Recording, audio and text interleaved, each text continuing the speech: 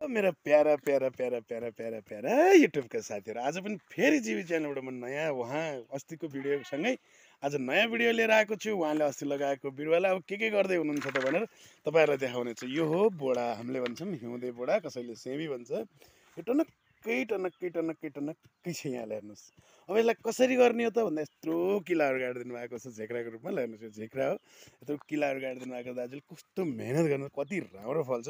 हाम्रो छैन किन खानु पाइन्छ कि।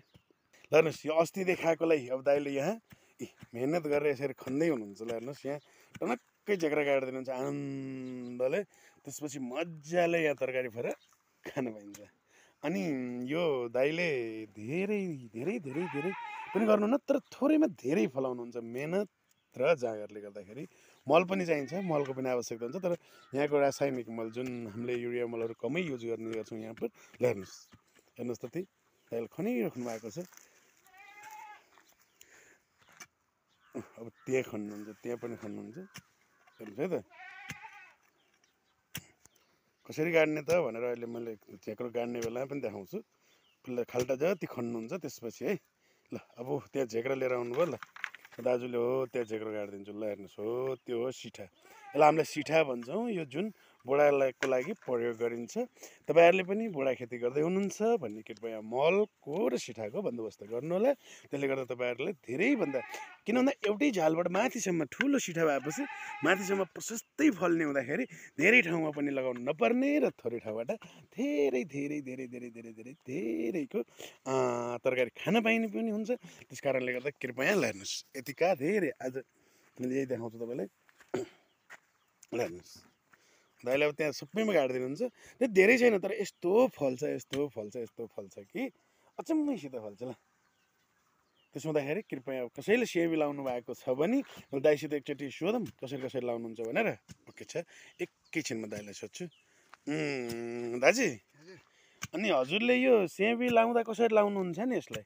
अब कसरी लाउने र अब ट्याप ट्याप मल खसीको मल हाल्यो, त्यहाँबाट चिसो बनायो, त्यहाँ ट्याप ट्याप लगाइदिएपछि त्यहाँ सुक्न लगायो भने पानी छापिदिनु, सुक्न लगाएन भने त्यसै उम्रन्छ। उम्रिएपछि त्यहाँबाट सिठा गाडिदिने, सिठा गाडिदिने।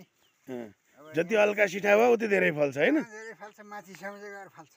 त्यही त भनेपछि सिठा ठुला भयो भने झाल थोरै भए पनि धेरै खान पाइयो होइन त? खान पाइयो, यसलाई पक्का फल्छ।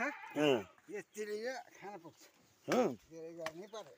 ल हेर्नुहोस्, हेर्नुहोस् त ल, यति सानो ठाउँमा त्यो ठुल्ठुला सिठाहरूमा टनक्कै गएर फलेपछि भोलिपर्सि फलेको पनि भिडियो मैले तपाईँहरूलाई लिएर आउँछु। यस्तै गरी मेरो च्यानललाई हेरिदिनु होला, माया गरिदिनु होला। सब्सक्राइब गर्नुभएको छैन भने सब्सक्राइब गरिदिनु होला। लाइक र कमेन्ट गर्न पटक्कै नभन्नु होला। मिल्छ भने सेयर पनि गरिदिनु होला। अहिलेलाई सानो छोटो मिठो चिटिक्कको भिडियो यहीँ अन्त्य गर्छु। दाइलाई पनि बाई बाई भन्छु, मैले पनि यहीँ अन्त्य गर्छु। फेरि नयाँ भिडियो तपाईँहरूसँग लिएर आउँछु। दाइलाई धेरै धेरै दाइले यहाँ गरेका खेतीहरू सबका बारेमा जानकारी पनि दिनेछु। यस्तै गरी फेरि तपाईँहरू नछुटाइकन प्लिज सब्सक्राइब गरिदिनु होला, बेल आइकन अन गरिदिनु होला। किन भन्दाखेरि भोलि आएको भिडियो कतिखेर आउँछ त जिबी च्यानलबाट भनेर पर्खिनु पर्ने हुन्छ। ओके, बाई बाई, सुस्त रहनुहोस्, मस्त रहनुहोस्, चन्दरुस्त रहनुहोस्। भिडियोलाई लाइक गरिदिनुहोस्, कमेन्ट गरिदिनुहोस्, सब्सक्राइब गरिदिनुहोस्, सेयर गरिदिनुहोस्। बाई।